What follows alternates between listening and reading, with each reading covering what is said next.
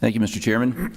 Yeah, I believe that actions speak louder than words, and I want to put colleges and universities on notice that if you permit or harbor anti-Semitism on your campus, you are my enemy. Say that emphatically.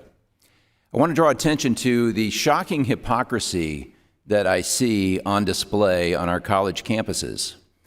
If you rewind just 5 or more weeks ago, our academic institutions have gone from rightly denouncing Holocaust deniers, not permitting them to speak, and even in many cases firing them from their positions. But now, just in the last 5 weeks, universities are defending and protecting supporters and perpetuators of Holocaust 2.0, and that is Hamas. The atrocities on October 7th can only be understood as a new Holocaust, and the pro-Hamas protests on universities not only celebrate the massacre of Jews, but call for the massacre to continue until all Jews in Israel are murdered or evicted. Yet what we see is university presidents, faculty and board members, and donors shockingly silent or deliberately reserved in their actions to identify, rein in, and remove these intimidating protesters from our academic institutions. The contrast of protecting supporters of a new Holocaust, while only a few weeks ago rightfully canceling deniers of the Nazi Holocaust, is troubling and baffling.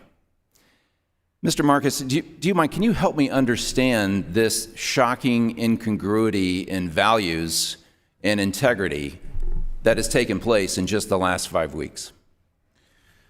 The masks have really come down, and we're understanding that the problems on campuses are much worse than what we ever saw before. I do think that the issue might even be worse than what you're suggesting, because these Holocaust 2.0 deniers, in some cases, are not only celebrating the murders, the rape, the torture, the desecration of corpses, but they are saying we are part of this resistance, part of the Hamas murder, rape, and torture. Now, to the extent that they are part of and supporting it, there are questions under Terrorism Act. We cannot have a situation in which there are registered student organizations using facilities of federally funded institutions that are saying that they are a part of a movement which is State Department designated as terrorist. So I would say that this is a problem for which we need to have very specific attention from the federal government.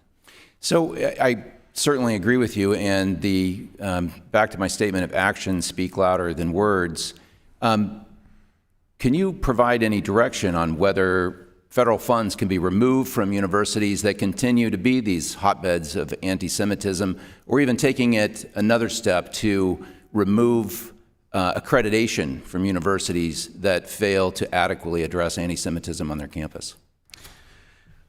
That sort of action requires a number of different steps, as it should. There is a lot of process that is required under federal law, but you need to take the first step first. And the first step means taking action, which can mean beginning with self-directed investigations. It can mean establishing a compliance review.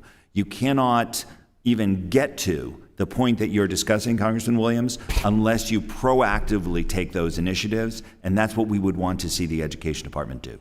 I appreciate your thoughts on that.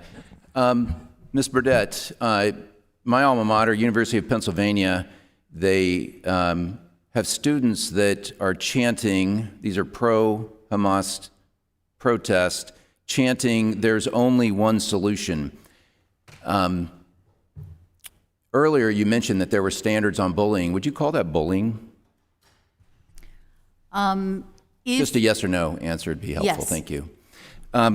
Would you call that hate speech? The entire statement that is around what you have quoted is hate speech, I believe. What I hear from students in my district, Jewish students in my district, is that they're afraid to go to classes. That's unacceptable. For these Hamas protests, would you call them inclusive? I'm sorry, I don't understand the question. The protesters that line up to espouse pro-Hamas sentiments, would you, and you're an expert in DEI, would you call that inclusive? Well, I'm an expert in anti-Semitism, but the defense of terror and massacres and hate violence is unacceptable. Thank you. I yield back.